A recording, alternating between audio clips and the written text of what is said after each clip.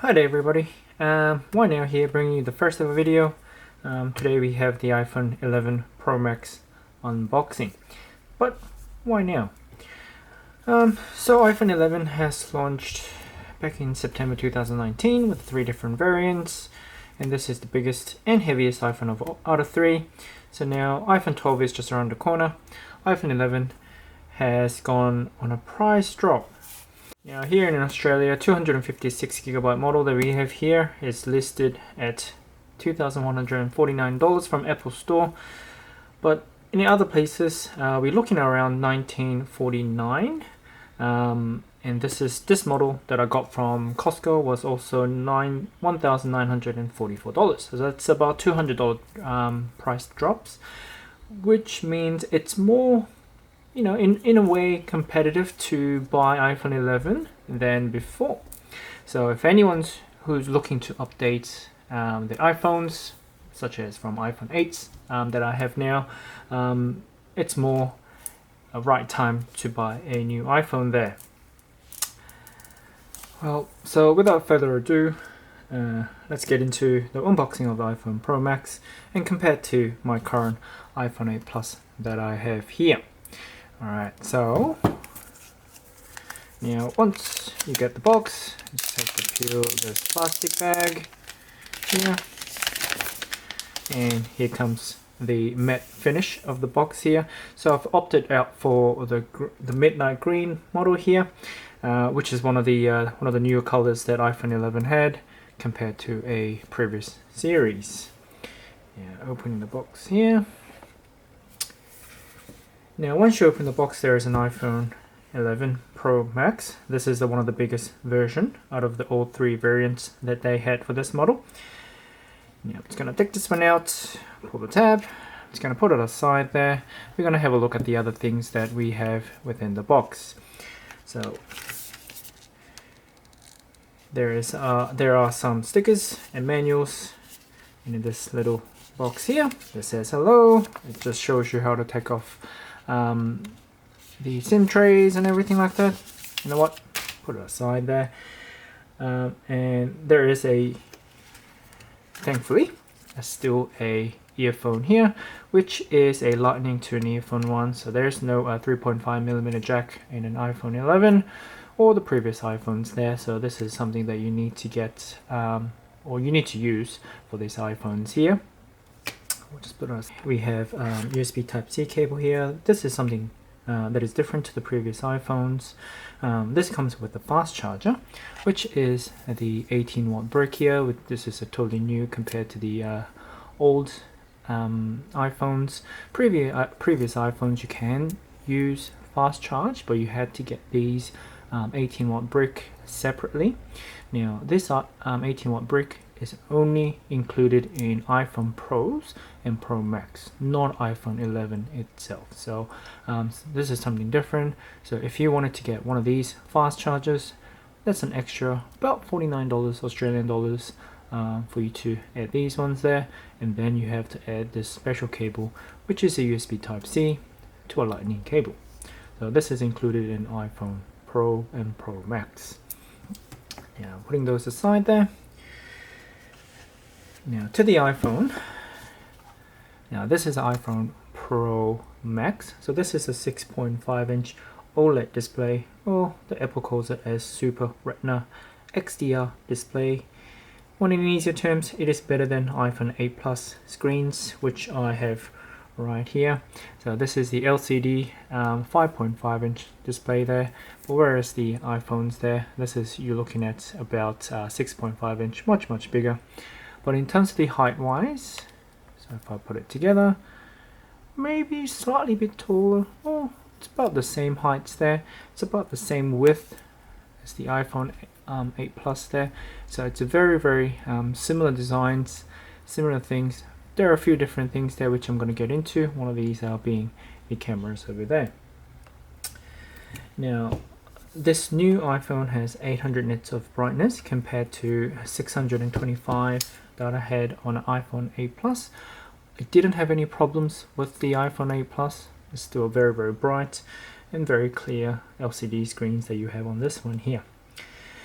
Now, something new with an iPhone 11 Pro is that it has the new A13 Bionic chipset compared to the A11 chipset that you have there.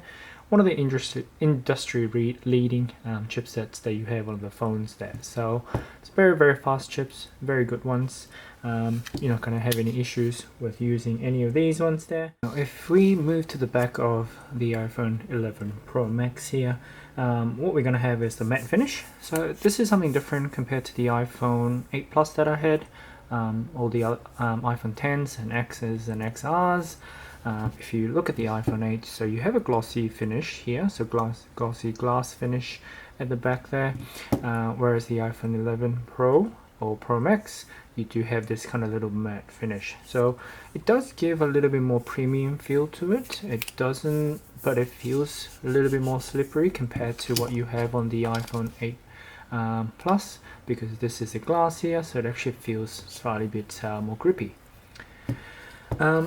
The biggest difference compared to the iPhone 8 Plus will be the camera over there. So now we have three different cameras. So we got the primary camera, we got the telephoto camera, which we had on the iPhone 8 Plus there as well. So primary and telephoto cameras there.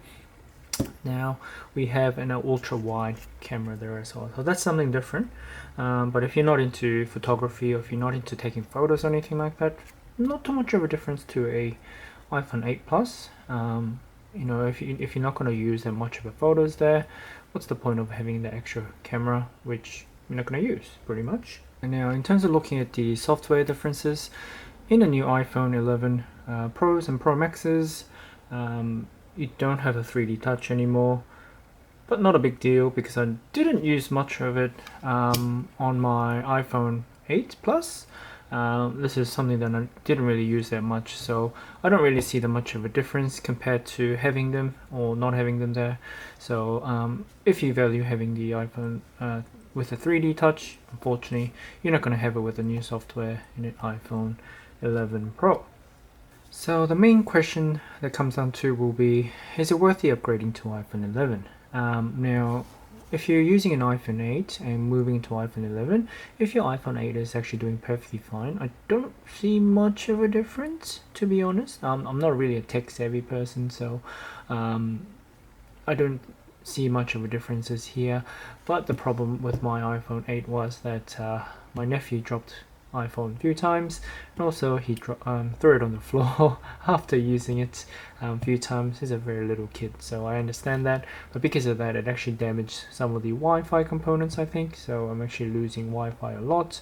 Sometimes I'm losing internet outside there, so it's not iPhone's fault, thankfully, but because of that I actually need to upgrade into the new one, and I think it was worth the upgrade in that sense there. Now, iPhone 12 is just around the corner, as I said. It's rumored to be slightly bit more cheaper price compared to when iPhone 11 first launched. That seems like the rumor there, but we can't not be 100% sure until it actually comes out. If you're a person who just wants to make an upgrade from the iPhone 8 because you're sick of it, or if you're having some issues like mine, and you're not a really tech-savvy person, I think it's better for you to just go for iPhone 11 rather than iPhone 11 Pro and Pro Maxes. You do definitely have an advantage of going to the Pro and Pro Maxes because it has an OLED displays, but you know, LCD displays on the iPhone 8 was actually perfectly fine for me to use, so I didn't have any problems there. iPhone 11 is a slightly bit better LCD, or slightly bit better LCD compared to iPhone 8 Plus, so you're not gonna notice that too much of a difference in that sense there. If you're a person who likes to do photography, someone who's a bit more tech savvy, someone who likes to go for a slightly bit more a better screen compared to the LCDs, definitely the iPhone 11 and 11 Pros, because it does have that little 3 camera system there, and also it has an OLED display there, so it'll be much more crisper in terms of the color. The black will be much more blacker compared to the LCD displays there. In terms of the pricing, when the iPhone 12 gets launched, I think the price of the iPhone 11 will go down a slightly bit more. There's already $200 discounts, and given the situation of the world at the moment, I think the price will go down slightly bit more. So if you're looking to update but your phone is in perfect shape, I guess you can actually wait for a few more months, just for the phones to go down in the price a little bit more there. And that's all from me this time. This is the first ever video, so there will be a lot of things that I might have missed. Maybe the angle's not really good, maybe my things are not really in alignment there. If you have any comments, if you have any suggestions, please comment down below, and I'll be more than happy to take those comments there and actually improve myself for the future videos. Now, thanks for watching, and hope you guys stay safe and stay well, and bye for now.